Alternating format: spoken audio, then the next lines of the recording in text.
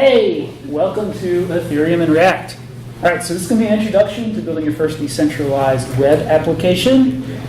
My name is Ryan Hagerty. I'm that guy up there. I'm a front-end developer, and I work for a pretty cool company called Chromatic.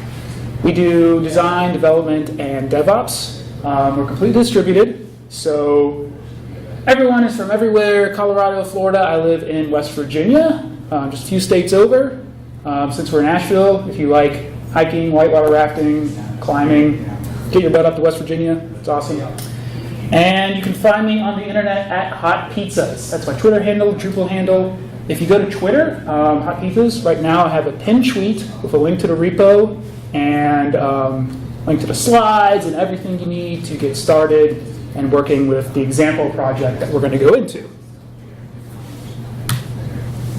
All right, so first, let's talk about what the goal of this talk is. All right, so the goal of this talk is that I want everyone here, regardless of experience, like if you feel like you're just okay at JavaScript, if you have 3 or 4 hours of React tutorials under your belt, I want to feel like that you can work with Ethereum.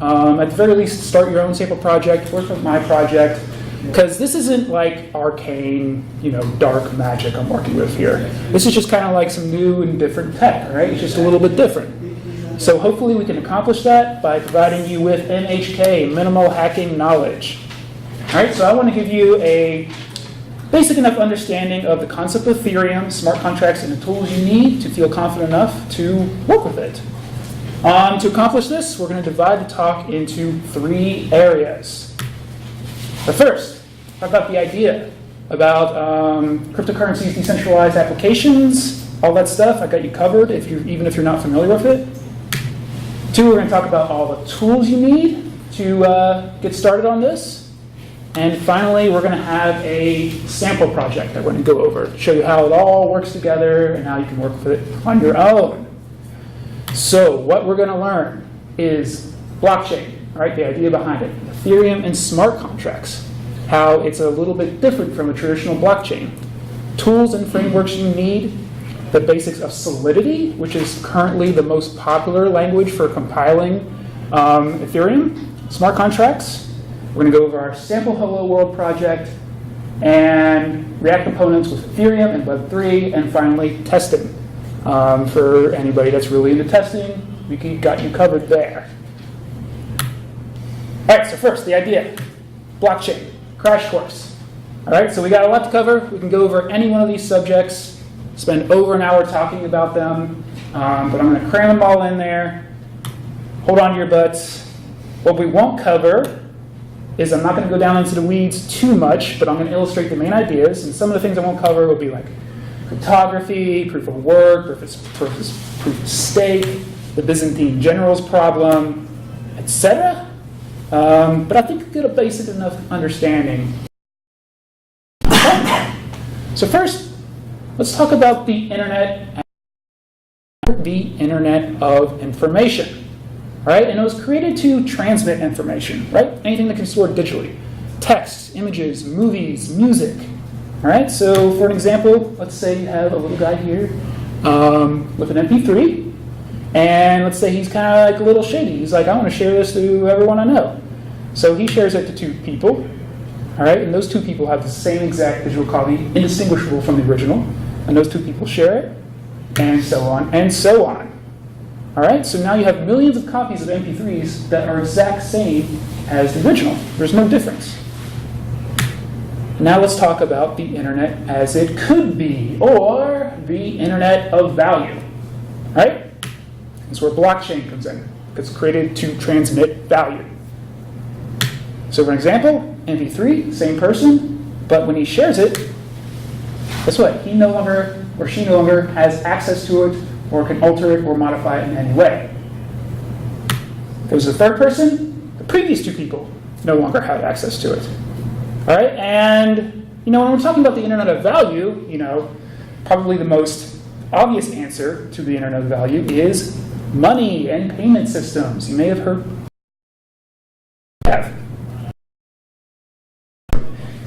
Oh no. There it is. Okay, cool. I don't know what happened. We're going to roll with it.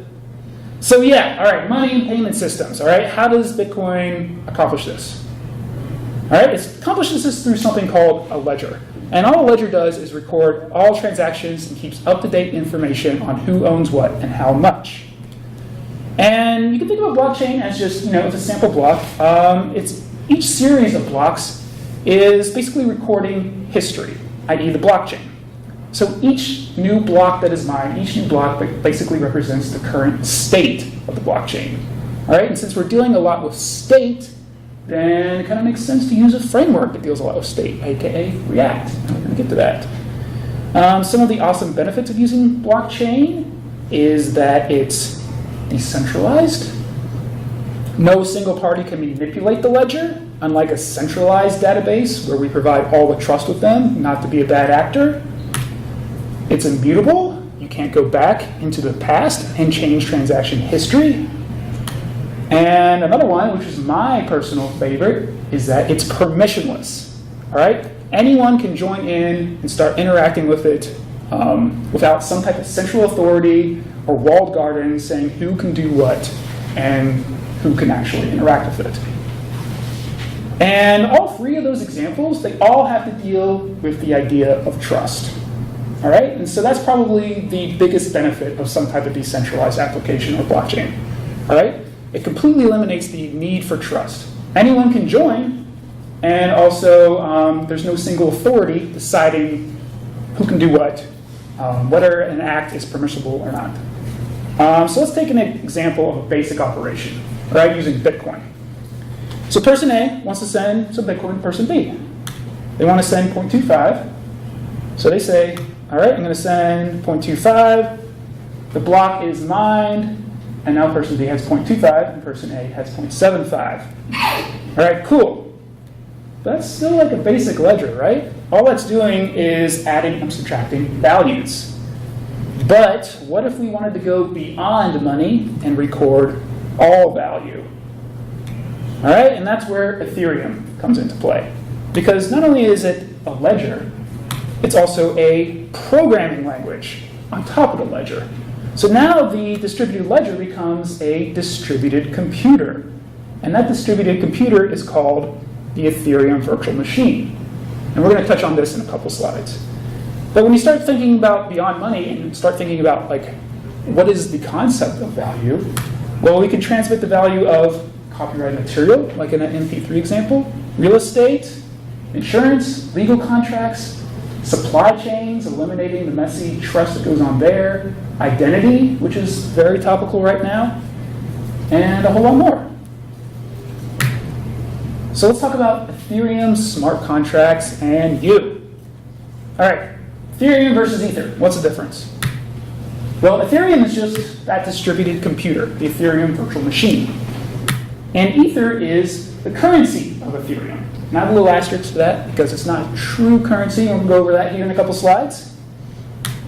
So the Ethereum Virtual Machine. Let's dive in a little bit more and see what's going on. Well, the EVM, or Ethereum Virtual Machine, is a sandbox virtual stack machine embedded within each full Ethereum node responsible for executing contract bytecode. What does that mean? Well, it means each Ethereum node, when it receives a new block, executes smart contracts.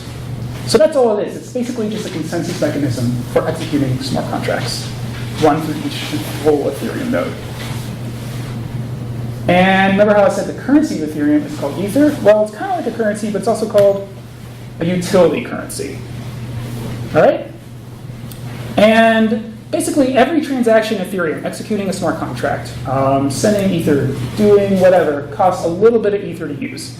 And it does this through a concept called gas. And gas is not separate from Ether, it's just a concept. Gas is just the Ether that fuels the Ethereum Virtual Machine. Like I said, every type of transaction on Ethereum costs a little bit of Ether to use. And more importantly, when you're making a smart contract, each computational step costs a fixed number of gas to use. And the more computationally intensive that step is, the more gas it costs. And since each kind of like step is like a fixed number of gas, you always know what you're working with. But the catch is, is that the price of gas is dynamic and determined by the market. So you can go to fgasstation.info and get an idea of like, say, like, oh, I have this fixed number of gas this function is going to cost. How much does that actually translate into money right now? And so you can get an idea of how that works. And this is also why complex and bloated code, why performance is so important, right? So if you have an unoptimized application, then it's literally costing you more money to run that because you're not optimizing, you're taking more computational steps, which costs more gas to use, which is basically more ether to execute. As an example, let's check out this, let's say you have a picture of your beautiful Puritan family, you love them forever, and you want to put them on the Ethereum blockchain. All right, but back when Ethereum cost $295, it'll cost over $5,000 and take over 100 steps to store that on blockchain. That's because blockchain is not really a good mechanism for storing data.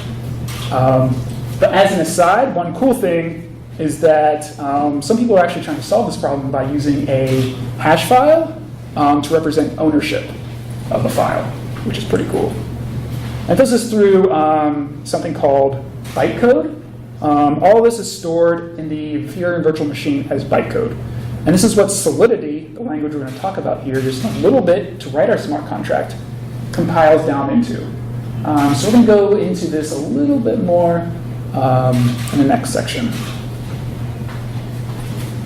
I also want to talk about tokens. You may have heard of tokens with Ethereum and cryptocurrency. The most common token that people are familiar with is called ERC20.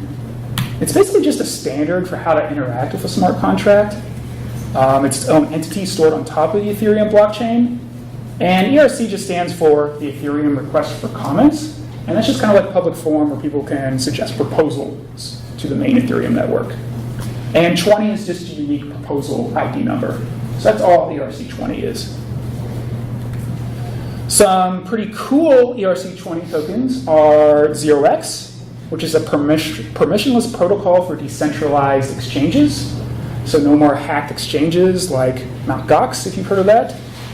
Aragon, which is a open governance model, and open governance is something I'm super interested in. District 0x, which is a network of decentralized markets and communities. And the interesting thing about District X is that it's built on top of Aragon, which is built on top of Ethereum, so you can have ERC20s dependent on the ERC20s, which is pretty cool. And Funfair, which is just basically like a way to offer like trustworthy, provably fair online gambling. Another example of a token is called an ERC721. It's a non-fungible token. What does this mean? It means that each token is unique and non-divisible. Any one of those tokens you had earlier, you could have like 0.5 of, right? But this one you cannot divide because each one has its own characteristics. An example of this would be CryptoKitties. If you've heard of that game, basically you can buy and breed and sell your own cats online. Each one's a completely unique entity, which is pretty cool. All right, so we got over the idea. It's time to check out develop time. And I want to give a little bit of warning when working with this technology. First, documentation sucks. All right? Doesn't exist or it's outdated. There's few best practices as of now. This is completely unexplored territory. There's a little information on what tools to use. Hopefully I can solve that for you today. And when you're updating your code, breaking changes can and probably will happen. When people talk about the bleeding edge, this is exactly that. But don't panic, okay? That might seem bad, it might seem daunting, intimidating, but for me, that's like super exciting because this is like unexplored territory. This reminds me of like the internet back in the day when nobody knew what they were doing and everyone was just breaking things and having fun. So that's why I'm kind of into it. I think it's pretty cool. So let's get into the tools you need to actually get working with this. And I want to make a note that say that I made this presentation on this Mac right here. So it works on a Mac for sure, but I also made some projects on my personal Linux laptop. And there's less steps there. So yeah, it works on Linux too. They also have Windows versions if you're into that. First tool you need is a tool called Ganache. And when you check out the repo and you download slides, you can click all the links down here, take you to them. But basically, that'll provide us with our own local blockchain testnet in order to make a local network full Ethereum node in order to test with. It used to be called TestRPC, and that's a command line tool. And I just want to say, I'm a big fan of command line, but don't use TestRPC. Use the GUI for Ganache. It's way easier. You get a lot more cool information ready at a glance. And to give you an example, this is what it looks like when you start it up. All right, it's pretty cool. It gives you 10 accounts, each with 100 Ether each, and that's plenty to work with and play with. If you go through the tabs at the top, you can see all the history of which blocks were mined, how much gas was used, how much transactions occurred. If you go into the transactions themselves, you can see where the contract address is, what type of how much gas was used there, who's calling it, that kind of thing. And I want to make a note. So when you're starting it up, in the options, all right, there's basically down at the very bottom, you see where it says auto mine. When you download it, it's going to be set to auto mine. And all that means is that whenever it senses a transaction, it's going to auto mine the next block and automatically include that transaction in the next block. I like doing that when I'm working with Solidity and just kind of playing around with it and making sure what I'm doing works because I get instant feedback. But when I'm in the UI and I'm actually trying to see what a user would do, I like to have it set for give it some time seconds. I set it for 5 seconds usually. That way you can get a little bit more feedback of what it feels like to be a user. And also it eliminates any racing conditions you have, say a modal pops up when it's mining a block. And to give you an idea, currently the Ethereum network is mining each block around 12 seconds currently. So yeah, and the other thing I want to make a note of is the RPC server. You'll see that on the top of Ganache. We're going to need that in 2 places, so make a note of that. And then after each account, there's a little private key over there. If you don't know what private keys are, basically it's a way to just, whoever owns the private key to your account, they have complete access to it, right? So don't give your private key out. Next tool, Metamask. All right, and Metamask is basically the secret sauce of how you're going to make your decentralized application work on the web. It enables users to interact with the Ethereum-enabled websites via the Web3 JavaScript API. So you can install this in your browser, and you can interact with the main Ethereum network, which is pretty cool. It works with Chrome, Firefox, Opera, Brave. It does not work with Safari or Internet Explorer, but who cares about those two, right? All right, so you add it like you would any other extension, and this is what you get when you get started. And I want to make a note that I'm using the beta right here because this is what their UI is going to look like, and I wanted to have my slides have a little bit more longevity. So this is what you're going to get. Same steps as the non-beta, so don't worry about that. And yeah, so you just create a password, and you see down there where it says under create, import seed phrase. All right, you may be tempted to when you see Ganache have that little seed phrase, you may be tempted, oh, I'm just going to import that. And don't do that. All right, make sure you do not use that. Because you may think, oh, I'm only going to use it for testing, right? Well, this is a pretty cool example of people who imported the Ganache seed phrase because every single person who downloads Ganache has the same seed phrase, right? It is not unique per download. So they think, oh, I'm just going to import that, use it on development. Well, they accidentally sent real Ether from a live network using that seed phrase, using that imported account. And basically, somebody else has noticed somebody has done this. So what they do is they listen anytime some Ether accidentally gets deposited into that Ganache address on the main Ethereum network, they'll immediately withdraw it and send it to an address they control. So this person has already gotten, and this was actually about 4 or 5 months ago, I haven't checked on recently, already over almost 0.6 Ether just from people making mistakes, which is pretty hilarious to me. All right, so terms of use, blah, blah, blah, bleeding edge check. And you get installed, and guess what? You are connected to the main Ethereum network through your browser. All right, which is cool. But we don't want to work on the main Ethereum network. We want to work on our local network. So what do? Up in that top right corner, you see main network. Click on that, go down to custom RPC. And remember how I said in Ganache, pay attention to RPC server? This is why. You just enter it in there. Next step is to import an account, and we're going to import one of those individual accounts on Ganache. Click that private key, copy paste, import it. And guess what? We are now connected to our local testnet environment. We have the same account that is running Ganache in our browser at the same time, which is pretty awesome. All right, so the next tool you need is a framework called Truffle, and it's the most popular development framework for Ethereum right now. You need Node.js and NPM to get this running. If you're unfamiliar with that, if you go to the repo, I have links about how to install that, so don't worry about that. We're going to install this globally, so if you install -g Truffle. And next step is we're going to do Truffle unbox React. And Truffle has this concept of boxes, and basically it's just a way of kind of like incorporating different frameworks within Truffle. So we're going to do the React version, but if you're more familiar with something else, they got tons of options. Angular, Vue, Node, they got you covered. We're using React because when I got started, that was the only box available. So that's what we're using.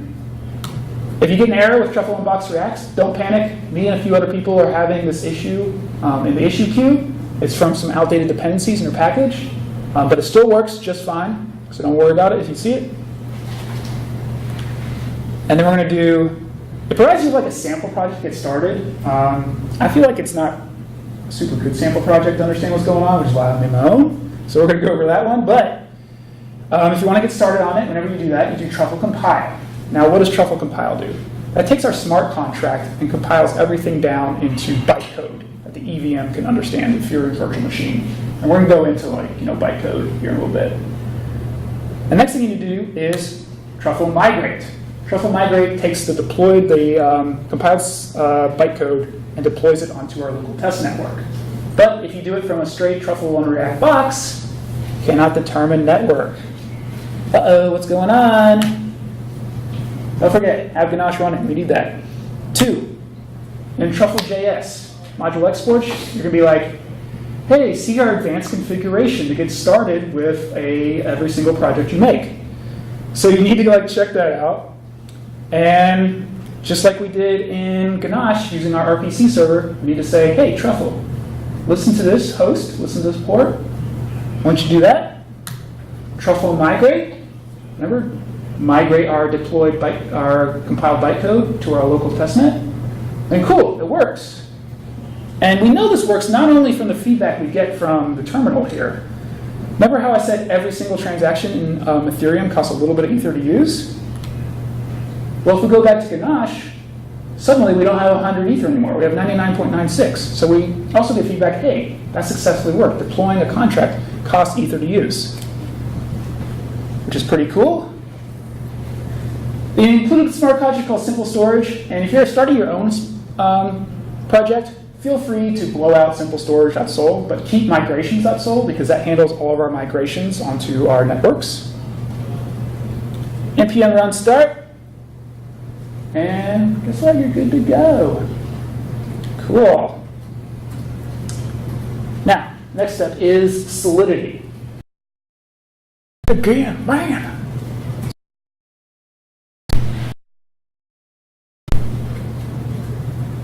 Okay, cool. All right, so yeah, Solidity. That's the language you're going to use to write for Ethereum. And this compiles code for the EVM. So let's check out, basic overview of what it does and how it does it. The language isn't tied to Ethereum. Other languages can be used. The important thing is that Solidity and any language coming after that people use will always compile down into bytecode, which is beyond why understanding what bytecode is, it's important to understand. For example, if you're more into Python, there's a language called Viper that you can use. But Solidity was designed to be more familiar to web developers. So that's why I chose to use it. Driving me crazy. All right, so Solidity basics. What are some differences between something? You know, it was designed to like be familiar to web developers, specifically JavaScript. Some differences are that it's statically typed. If you don't know what statically typed means, that means instead of saying const x or let x for a variable type, you have to declare what type of variable it is. So for example, in this function, UNIT, that stands for unsigned integer, which just means it's a positive value. So instead of saying var x, we're saying UNIT. Contracts and Solidity are similar to classes in object-oriented languages. So if you're familiar with classes in ES6, this will be a good straightforward thing. But it's basically just like in Solidity, a wrapper for all of your functions, all that stuff. You can also have constructors. And yeah, it was designed around ECMAScript syntax, like I said, to make it familiar to JavaScript developers. This is completely intentional. One of the main differences, like I said, is statically typed. There's also structs, which are very similar to objects. And again, instead of var name, we're having string names. It's going to be a type of string. It also has mappings, if you use that in JS. So Solidity can be really thought of as two things. Okay, it's going to be handling state. It's going to be handling functions. And remember how I said each block represents the current state of the Ethereum network? Well, here we go, right? State is basically the pieces of information that are currently stored in the blockchain and that can change. And the functions can do things to manipulate that state. So Solidity, remember I said it's compiled down with bytecode? Well, let's talk about bytecode. And this is what it is. Makes perfect sense, right? And if you look at the bytecode for our sample project, this is actually just one tiny, minuscule snippet of what it is. So what does all this do? Well, the cool thing about this is that each one of these numbers has a corresponding opcode. And I find this part super interesting. So if you see 6060, if you see any of those over here, guess what? You can like actually look up and see what it actually does. If you see 30, you know you're getting the address of the currently executing account. If you get 31, you know you're getting the balance of any given account, which is pretty cool. So, like we said, this is a preview from our project. What does it do? Well, 60, 60, 60, 40, push 1 times 3 to the block hash and store 60 at memory location 40, save word to memory. That's clear as day. You don't need to know any of that. All right? You don't worry about understanding the bytecode. But I do think it's important to understand that each one of those bytecodes has a corresponding opcode, and that what you're writing, this is what it's compiling down into. So if you understand that concept, then I think you'll be good. Another thing is security. It's too big to go into here, but you may have heard of contract hacking. And the good thing about this is that there are some best practices to consider right now. And the most important thing to understand is that every execution of smart contract is publicly visible. All right, so anybody executing a smart contract will be able to see what exactly you're doing and how they're doing it, because the blockchain is completely transparent. You can look up and see what's going on. And one thing I do want to mention is, as a little aside, there's actually this kind of like cloak and dagger thing going on right now, where people will intentionally publish a smart contract with a known security bug. And so what they'll do is some people will see that known security bug and see that smart contract holds ether in it. And they'll be like, oh, you know, if I can just exploit this bug and get all the ether out of that contract. But what the person who designed that contract is doing is making that contract dependent on another contract that closes the bug. Some person thinking they're going to steal that ether in that contract deposits ether into it to try to exploit it, and then that ether is lost, which is pretty hilarious to me, like the kind of like weird stuff's going on there. All right, so we got the idea, we got the tools. Let's dive into our sample project. What are we going to do? Well, we're going to deploy our contract on our testnet. We're going to see our predefined hello world message that is stored on the blockchain. And we're going to take user input from a React component to store it on the blockchain and update the state through our UI. And don't forget, anytime you're starting up your Ethereum developing, anytime you start a new session doing that, there's 6 steps you need to do. All right, you need to start GANACHE, which is our local blockchain testnet. You need to unlock Metamask and make sure the local network is selected. Switch accounts to the one we imported. Truffle compile in order to turn our smart contract into bytecode that the EVM can understand. Truffle migrate to take that bytecode and deploy it to our local network. And then npm run start. So we have our contract here, all right? And it's called HELLOWORLD.SOL, and any Solidity contract is called .sol.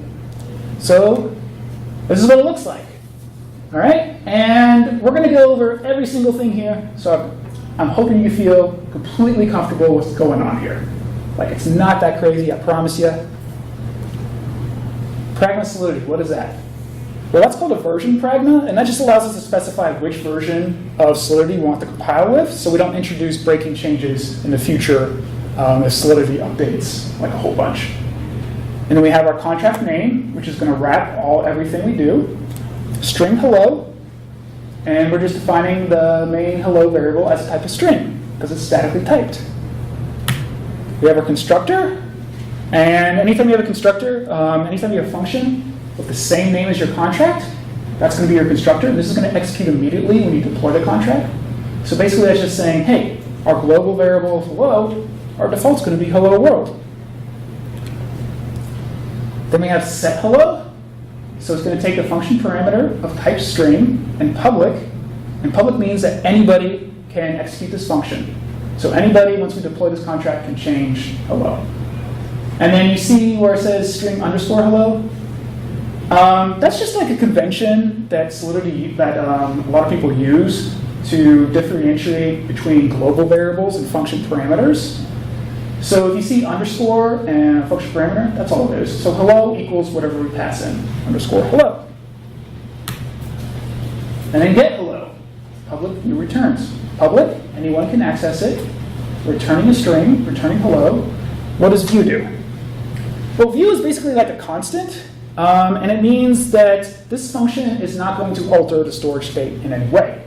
Right? So this is all a getter. That's all it is. All we're doing is returning hello. And so public view, that's going to say, since we're not storing or altering the state in any way, it's going to save on gas, which makes our app cheaper.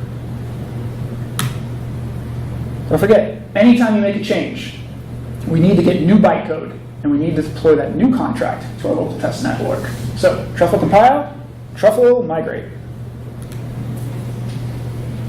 All right, and this is our app.js, and I kept this super similar to a standard React box, so you won't be confused or kind of like thrown off by my opinion when you get started. So it's going to be pretty much exactly the same, and I'll highlight differences when we're going through this. What we need out of this is that we need to import everything we need. We need to set our initial state, get Web3, and I'm going to go over what Web3 is here in a minute. We need to instantiate our contract and render out our HTML and components. And this is what it'll look like. We'll get our smart contract address right there, what our contract is, our hello world. Remember, that's our default function, our constructor that runs, so we're setting it to be hello world. And then a little component, just to change the text. And I gave this talk at DrupalCon Nashville, so if you could just please drop the N and add an E, I think we'll be good. So hello, Asheville.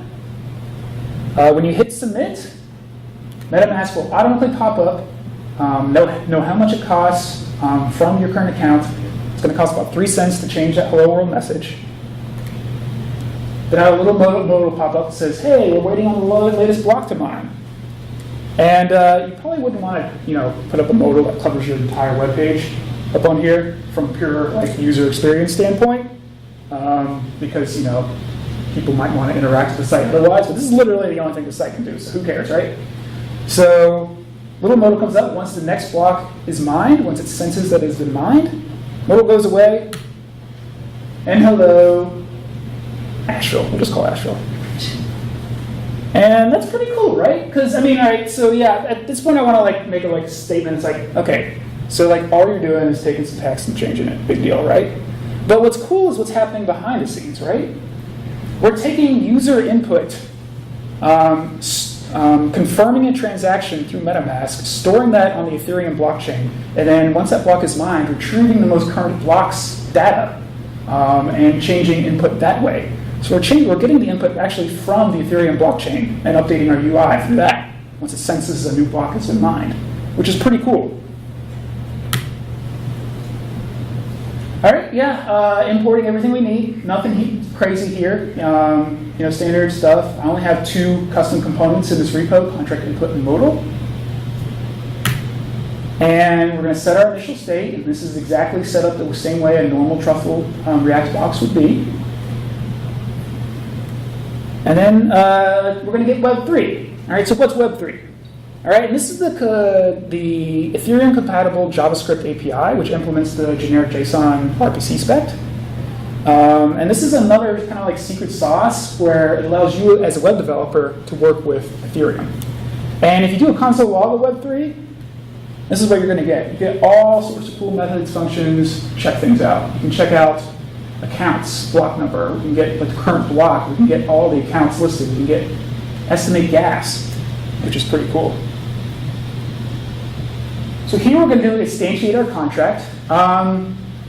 What I want to bring to your attention is right in the middle where it says HELLOWORLD.deployed. It says then. If you're unfamiliar with then, that's basically just a JavaScript promise. And all it is a way to like handle asynchronous code. So all it's saying is, hey, wait to do this and then do that.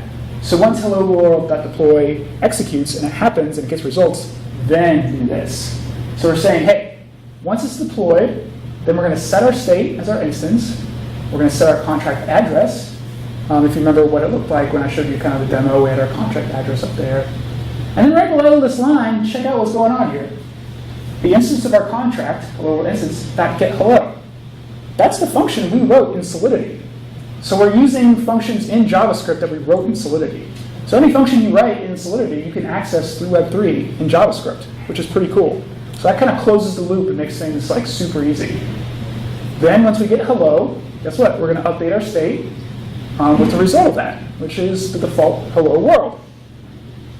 And you can also console log your contract, see what's going on there. You get all sorts of cool info, like the ABI, which is the application binary interface. And not all it is like, that's the interface available to anyone across the network so they can see what methods are available, how they can work with it. But also you can see like the functions we wrote in our contract, get hello, set hello, are right there. They're publicly available. So anyone can interact with those, which is cool. We're going to render here. All this is just kind of standard markup, nothing too crazy here. The only thing I have down at the bottom is our contract input component and our modal component. I'm not going to go over with modal. I don't think it's like anything special dealing with Ethereum or Web3 or anything like that, but we are going to go over contract input because this is what changes our message. So CONTRACTINPUT.JS, what's going on here? This is our markup, nothing crazy here. All we have is saying, hey, on submit, run this.submit. What does this do? Well, this is our actual thing going on. And this is all it takes is to change our message on the Ethereum network. So let's check out what's going on here. And we're saying get hello request. This is an async await function. If you're familiar with that, that's just another JavaScript-like promise to deal with asynchronous code. It's a little cleaner, I think. But basically we're saying, hey, if you look at result, saying, hey, await the result of set hello request. So we're awaiting what happens when a user sets hello, and then we're getting the result, and we're updating our component. So since we're awaiting set hello request, let's see what's going on there. And this is another async function, but we're saying, hey, it's a little hard to read, but I want to put everything in one line, so hopefully you can read that. We're saying, hey, the instance of our contract, all right, we're saying set hello, we wrote that in Solidity, and we're passing in the message, whatever the user input is. I just declare that as a variable for whatever the text value is of that input. And then we're saying, and remember how every little transaction in Ethereum costs a little bit of Ether to use? We're saying, well, who's going to pay for this? Well, it's from web3.f accounts 0, the first one in that array. And the first one in that array will always be the default Metamask account that someone's using. So if you use web3.f account 0, that'll always be whatever Metamask account someone's using. So set that, and it'll automatically know when to pop up, which is pretty cool. So once we do that, change that message. It's going to run get hello. Get hello gets the new updated message once the block is mined, and then updates the result, which is super awesome. There's also testing. You can write testing as well. You can do it in Solidity or JavaScript. I did in JavaScript because I'm way better at JavaScript than I am Solidity. So, if you're familiar, this is using Just. If you're familiar with that, we're going to go over this here. Artifacts that require, this is something in every test. Basically, it requires your smart contract to be in there so understand what's going on. It's all that information's stored as an artifact in the JSON file. We have our contract name. And we're saying, hey, what should it do here? Well, we're just saying, what we would expect it to do. It should set and get hello world value. And exactly like we instantiated our smart contract in app.js, we're saying, hey, once it's deployed, then do this. So once it's deployed, we're going to change set hello to this is a hello test from account 0. Then hello instance get hello.call, so we're executing get hello immediately. And then assert that our stored data, whatever the result is equal to this is a hello test. So if you run that, guess what? It passes. We wrote a JavaScript test that tests on the Ethereum network for a Solidity contract, which is pretty cool. And you notice it took 5 seconds? Well, remember how at the very beginning I said I like to set my mining block time to about 5 seconds? That's why it took 5 seconds, because it's actually mining the blocks and checking it, which is pretty cool. Deployment. All right, so everyone's a web dev here. You should be familiar with local development and production, right? So this should be a pretty cool concept, is that all it is local testnet and the main Ethereum network. There's tons of testnets, Roston, Kogan, Rinkeby. I prefer Rinkeby because I find it being pretty stable and that it's easy to get test ether if you have a GitHub account. So that's what I like to use. Guess what? You all did it. Yay for you. Okay, so what do we learn here? We learned all about blockchain, the concepts behind that, and how it decentralizes trust. We learned about Ethereum and smart contracts, how it's slightly different than a traditional blockchain. Oops. We learned about tools and frameworks you need. We learned about basics of Solidity, which is what compiles our smart contracts down into bytecode. Our sample Hello World project, React components of Ethereum, finally how to test all that on the Ethereum network. Check me out, twitter.com, hot pizzas, link to that repo down there. Play around with it, it's fun. Any questions, just holler. Thank y'all. Yay.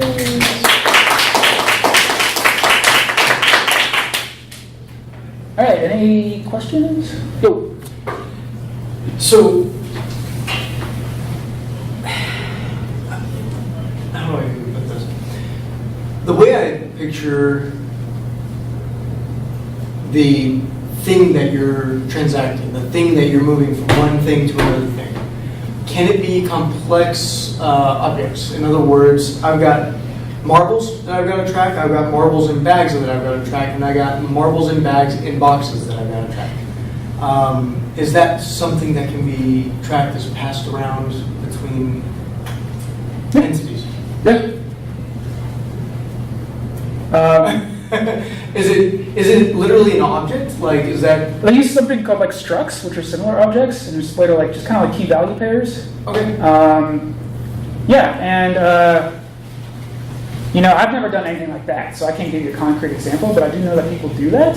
So that struct you had up there was a person with an agent of this and of that. Yeah. Okay. I guess that answers my question. And what about, so you had mentioned, so there's a cost for each transaction, right? It seemed pretty small, but say, for example, I hear the shipping industry is looking at adopting something like this, right? So we've got crates that are going to move across, and so shipping company A over here in the US, another one over in Long Beach, down in California, another one over in China. They all decide to hop on, and so they each have, computers that are connected to the main net, or they are the distributed nodes on the net? Like, how does that, I'm not really sure. They don't need to have a full Ethereum node. What they could do is just publish their transaction on the Ethereum network. Like if someone designed a smart contract to deal with all of those logistics, then they could just interact with that contract through even just something as simple as Metamask, just interacting with it that way. There's a company actually out there that's doing pretty interesting work with supply chains called Origin Trail, and they're building a whole platform because one of the biggest problems with logistics like that is everyone has their own like proprietary system. It's difficult to interact with stuff like that, and they're building a protocol, a universal protocol where anybody can use their system and just interact with it that way. So we're going to be like tracking it through that protocol. That gets so that gets updated. Everyone knows exactly where it is, what's going on, and so on. And is there any security? Sorry to steal the stage here. Is there any security concerns of being on the nodes on the network versus just go ahead and hand this over to Ethereum's network to use? I mean, I would say it depends more on the security of the smart contract you're using to keep track of it. That's where security is the biggest issue. But when you're dealing with the main Ethereum network, that's been pretty security tested. I mean, a smart contract can be hacked, but the main Ethereum network hasn't been hacked since its inception. Huh. That's because that's where security, everyone is trying to, and actually if you're interested, what Bitcoin solved was called the Byzantine generals problem. It's basically how, it's super fascinating, that's why I didn't go into weeds there. Basically a way of incentivizing potentially bad actors in order to forming a consensus for a collective good. And that's one of that was actually incentivizing bad actors to form a collective, what? I mean, I get what that's saying. Yeah. And not even not necessarily even just doing something good for the network, but necessarily punishing those who try to. It's pretty fascinating. It's basically just a way of rewarding. It uses game theory. So I would look up Bitcoin Byzantine generals problem. All right. That's pretty fascinating read. Any others? No? Well, thank you everyone, and I hope to see you at the after party tonight.